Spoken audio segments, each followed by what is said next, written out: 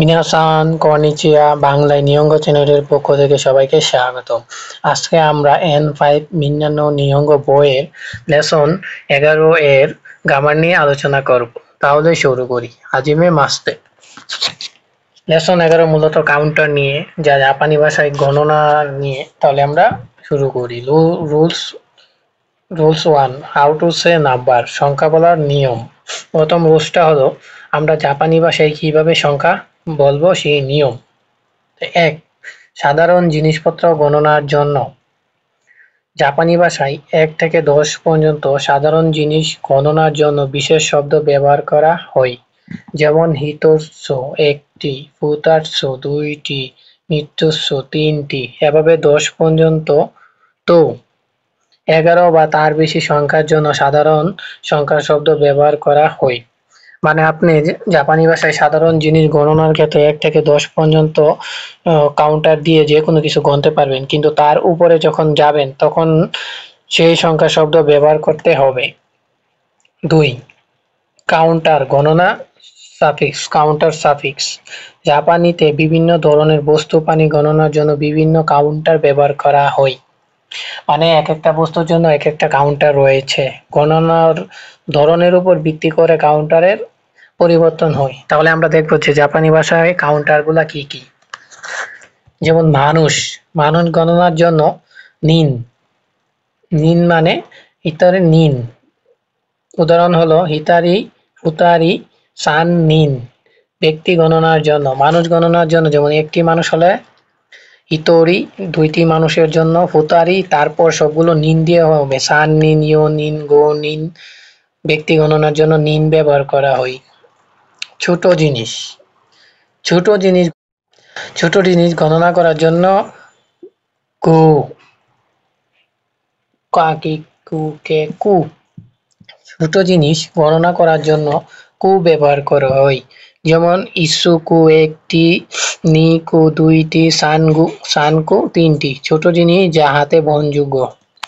ভারী যন্ত্রপাতি গণনার জন্য দাই ব্যবহার করা হয়, যেমন ইচি দাই 1টি, নি দাই 3টি। ভারী যন্ত্রপাতির মধ্যে হলো যেমন গাড়ি, কম্পিউটার এগুলা। তারপর পাতলা বস্তুর ক্ষেত্রে মাই ব্যবহার করা হয়, মাই কাউন্টার, যেমন ইচি মাই 1টি, নি মাই 2টি। মানে কাগজ, সিডি, কাপড়, এগুলো আমরা মাই দিয়ে গণনা করব। তারপর বই হলো সাতশো, মানে হলো ইচি সাতশো, নি সাতশো। বই, নোটবুক জাতীয় সবগুলো 700 দিয়ে গণনা করব। তারপর বার আমরা কাই দিয়ে, যেমন ইচি কাই, নি কাই। ঘটনা কতবার হয়েছে। মিনিট, ফোন বা পুনের বিষয়টা আপনারা জানেন, যেমন 2, 5, 7, 9 হলে ফোন হবে, আর বাকি সবগুলা পুন হবে। তাহলে ইসু পুন, নি ফুন। মিনিট গণনার জন্য পুন ব্যবহার করা হয়। ঘন্টা মানে জিকান মানে ঘন্টা করার জন্য ইচি জিকান 1 ঘন্টা, নি জিকান 2 ঘন্টা, সময় গণনার জন্য আর কি। দিন মানে নিচি, ইচি নিচি, নি নিচি। দিন গণনার জন্য নিচি ব্যবহার করা হয়। তারপর সপ্তাহ গণনার জন্য আমরা শুকান ব্যবহার করা হবে, ইচু শুকান, নি শুকান। সপ্তাহ গণনা করার জন্য কাউন্টার। মাস গণনা করার জন্য কা গেটসু, ইচি গাছু, নি গাছু, 1 মাস বা 2 মাস। বছর গণনা করার জন্য নেন কাউন্টার ব্যবহার করা হয়, ইচি নেন, নি নেন, বছর গণনা। এইভাবে প্রতিটি বস্তু বা প্রতিটি আলাদা জিনিসের জন্য আলাদা আলাদা কাউন্টার রয়েছে, যেগুলো আমরা এই বক্সে দেখলাম। এখন আমরা হাউ টু ইউজ কোয়ান্টিফায়ার মানে পরিমাপক সংখ্যা এবং কাউন্টার কিভাবে ব্যবহার করব সেটা দেখব। সংখ্যা সাধারণত নাউন বা পার্টিকেলের পরে বসে। নাউন প্লাস পার্টিকেলের পরে কাউন্টার বসে। তবে সময়ের দৈর্ঘ্য বোঝাতে ঠিক এই নিয়ম মানা হয় না। যেমন রিঙ্গো ও ইউসুকাই মাসিতা, এই যে ও মানে রিঙ্গু কে একটা নাউন, তাহলে এটা বা পার্টিকেলের পরে কাউন্টার বসে। ঠিক আছে। আপেল 4টি কিনছিলাম। তারপর গাইকু কুজিন নো গাকুসেই গা ফুতারি ইমাস, মানে বিদেশি শিক্ষার্থী এতজন আছে আর কি। তারপর কুনি দে টু গাসুনি হনগো ও বেঙ্কিও সীমাসিতা দেশে 2 মাস জাপানি ভাষা পড়াশোনা করেছি। এই যে নিচি কা গাৎসু মানে 2 মাস, কুনি দে মানে দেশে। এখন আমরা শিখবো সংখ্যা জিজ্ঞাসা, কিভাবে সংখ্যা জিজ্ঞাসা করতে পারি। প্রথমটা হলো ইকুৎসু। ইকুৎসু মানে শব্দটি ব্যবহার করা হয় আপনি জানতে চান যে কোনো কিছু কতটি আছে, যেটা রুলস 1 এর নিয়মে গণনা করা হয়। যেমন হিতোসু ফুটাসু তো, মানে ইকুৎসু দিয়ে আনসার যদি প্রশ্ন করা হয় তাহলে এটা দিয়ে আনসার করা যাবে। যেমন একটা উদাহরণ দেখি, যেমন মিকান ও মানে কমলা ইকুৎসু মানে কয়টি কাইমাসিতা, কাইমাসিতা মানে কি কিনেছিলেন, মানে কেনাকাটা কিনা আর কি। তাহলে মিকান ও ইকুৎসু কাইমাসিতা, কমলা কয়টি কিনেছেন। তারপর ইউচ্ছু কাইমাসিতা মানে 8টি কিনেছি। তারপর 2 নাম্বার হলো noun plus counter suffix. Noun plus counter suffix ব্যবহার করা হয় যখন আপনি জানতে চান কতজন, কতটি, কত কিছু আছে এবং সেখানে কাউন্টার সাফিক্স যেমন নিন, জিকান ইত্যাদি ব্যবহার করা হয়, ঠিক যেমন রুলস 1-2 তে দেখানো হয়েছে। যেমন এখন আমরা কাউন্টার প্লাস নাউনের সাথে কাউন্টার সাফিক্স বলছি, যেমন কোনো কাইসা মানে এই কোম্পানিতে নি, গাইকুজিন মানে বিদেশি, গা নান নিন এই যে counter plus suffix, counter suffix নান প্লাস নান নিন ইমাসকা মানে এই কোম্পানিতে কতজন বিদেশি আছে। যেমন গো নিন ইমাস 5 জন আছে, ঠিক এমনই। আর 3 নাম্বারটা হলো ধনুগুরাই। ধনুকুরাই মানে ব্যবহার করা হয় সময়ের দৈর্ঘ্য বা কত সময় লাগে তা জিজ্ঞাসা করার জন্য। যেমন ধনুগুরাই নিয়ঙ্গ ও বেঙ্কিউ সীমাসিতাকা মানে কতক্ষণ ধরে জাপানি ভাষা পড়েছেন, মানে একটা সময়ের দৈর্ঘ্য বুঝাইতেছে আপনার কাছ থেকে। যেমন আনসারে বলা হয়েছে সান নিন বেঙ্কিউ সীমাসিতা মানে 3 বছর ধরে পড়তেছি, এরকম আর কি। আর কুরাই, ধনুগুড়াই একটা জিনিস খেয়াল রাখবেন, এটা ইম্পর্টেন্ট জেলপিটি পরীক্ষায়। ধনুগুড়াই ব্যবহার করা হয় সময়ের দৈর্ঘ্য বা জিজ্ঞাসা করতে আর কি।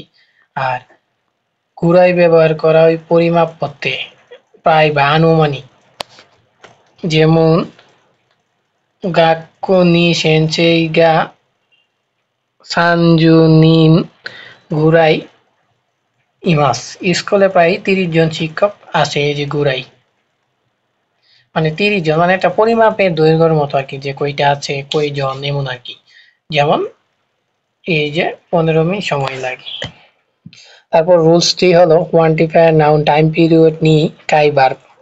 এই ব্যাকরণটি এমন কিছুর জন্য ব্যবহার করা হয় যেখানে আমরা বলতে চাই একটি ব্যক্তিকাল সময়ের মধ্যে কোনো কাজ কতবার, মানে একটা সময়ের মধ্যে কতবার হয়েছে সেটা আমরা বলার জন্য কোয়ান্টিফায়ার টাইম পিরিয়ড নি প্লাস কাই ভার্ব বলবে। এক্ষেত্রে ব্যক্তিকালের সময়ের পর্বে নি বসাতে হয়। এইভাবে বলা হয় যে কাজটি নিয়মিত বা অভ্যাসগত হয়। যেমন গঠন সময়ের দৈর্ঘ্য প্লাস ভার্ব প্লাস কাজ।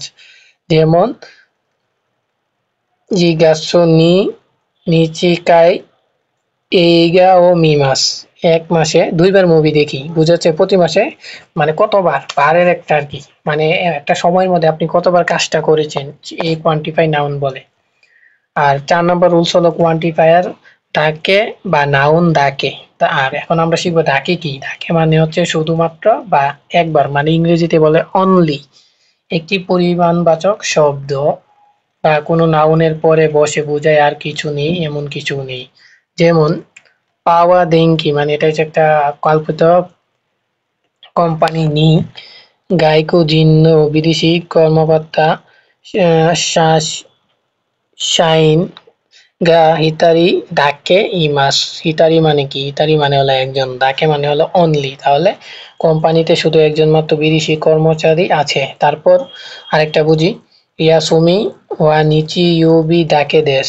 এই যে ডাকে মানে অনলি, তাহলে ইয়াসুমি কি ছুটি, নিচি ইউবি মানে রবিবার, ডাকে ডাকে মানে অনলি দেশ, তাহলে ছুটি রবিবার মাত্র। তারপর একটা এক্সট্রা রুল পড়ি আমরা, যেমন শিকা প্লাস নেগেটিভ। শিকা মানে ব্যতীত বা ছাড়া, এটি ডাকের মতো অর্থ প্রকাশ করে, কিন্তু শিক্ষা থাকলে বাক্য নেগেটিভ থাকবে। এটা জেএলপিটি গ্রুপ পরীক্ষার জন্য খুবই গুরুত্বপূর্ণ। কোনো বাক্যে যদি শিখা থাকে তাহলে তারপরে ভার্ব নেগেটিভ হবে। যেমন পাওয়া দেনকি নি মানে পাওয়ার, ইলেকট্রিক, কাইসা, গাইকো, জিন্ন, কোম্পানির, শাইন গা হিতোরি গা ইমাস মানে কোম্পানিতে পাওয়ার ইলেকট্রিক কোম্পানিতে একজন ব্যতীত কর্মচারী নেই। তাহলে লেসন 11 মানে 11-র গ্রামার এটুকু পর্যন্তই।